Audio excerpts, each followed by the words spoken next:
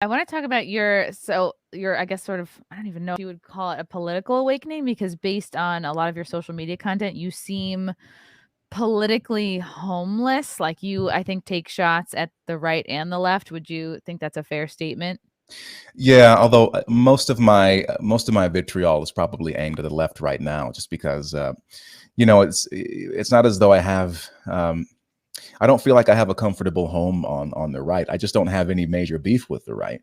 Um, but I see a lot of the major problems that we face right now, particularly in my, at least maybe my former industry, they're just coming from the left right now. And I say all the time, like, look, the left has turned into the they're the left wing version of these sort of puritanical right wing Christian zealots that we used to make fun of during the Bush years. I Exactly. said, Yeah.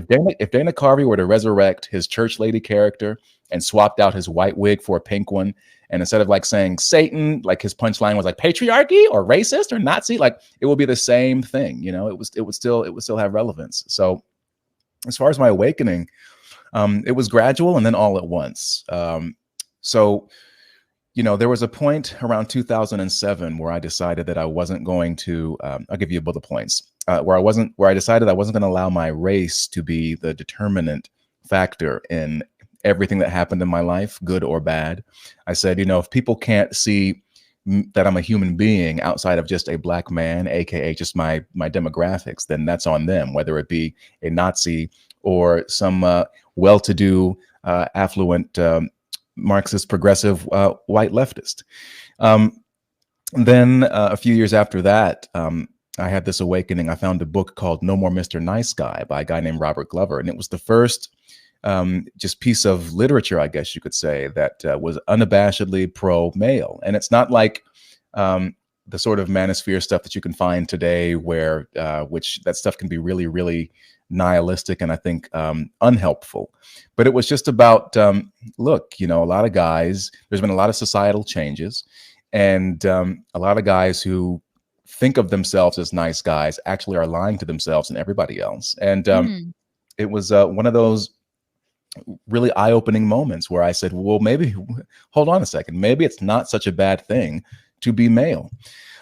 So that was another thing, because then once you start internalizing that you're not just an evil, toxic male, and that you don't blame all of your problems on white people, you begin to alienate yourself from the vast majority of your peers who totally are true believers in those kinds of ideas.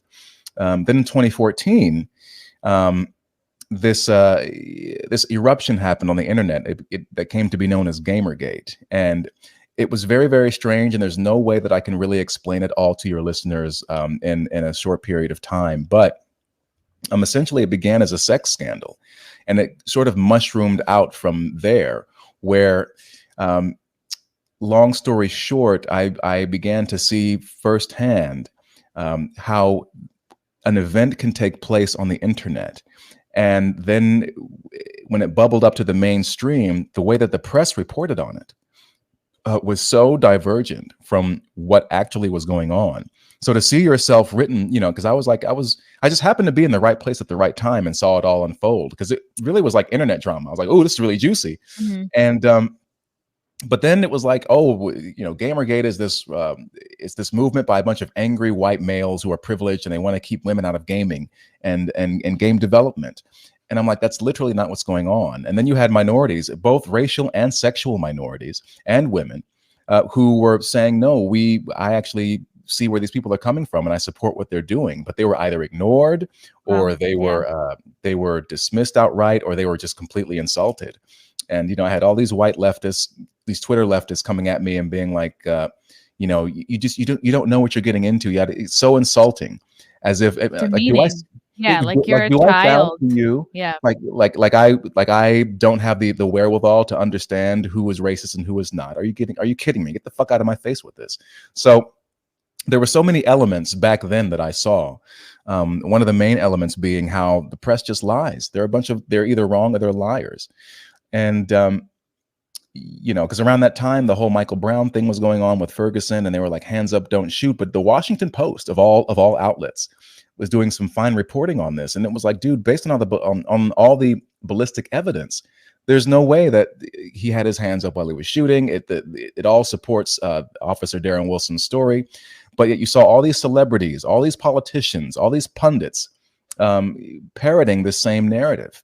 And then Trump got elected, and that just broke everybody. And but by that point, I'd already sort of learned to keep my mouth shut for the sake of my career. And I didn't vote for him, but I just thought the reaction to him was just completely over the top and ridiculous. So, you know, just over time, all these things began to coalesce at once. And then, you know, once you began to do more research and more reading, I mean, I discovered people like Jordan Peterson, and that helped me go on this intellectual journey, because then you begin to read about history and the, you know, Marxist sort of ideas and ideals, and doing more digging into that. And I was like, you know, I can't really align myself with these people anymore. So there came a point where I said, you know, the Democrat Party is garbage, and they don't align with my values. And the most pressing thing is that if you are a Black person and you are someone who, like I said before, does not blame all of your problems on white people. You see the same problems, but you think there are different ways to solve them. You don't center your life around the hatred of and fear of white people. You don't feel like you're aggrieved in any way.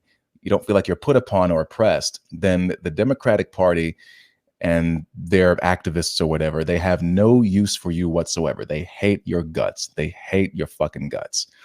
And I said, I can't be aligned with a party or with any sort of congregation, so to speak, that doesn't want the best thing for me, even though they claim to want those things. You know, I just don't believe them.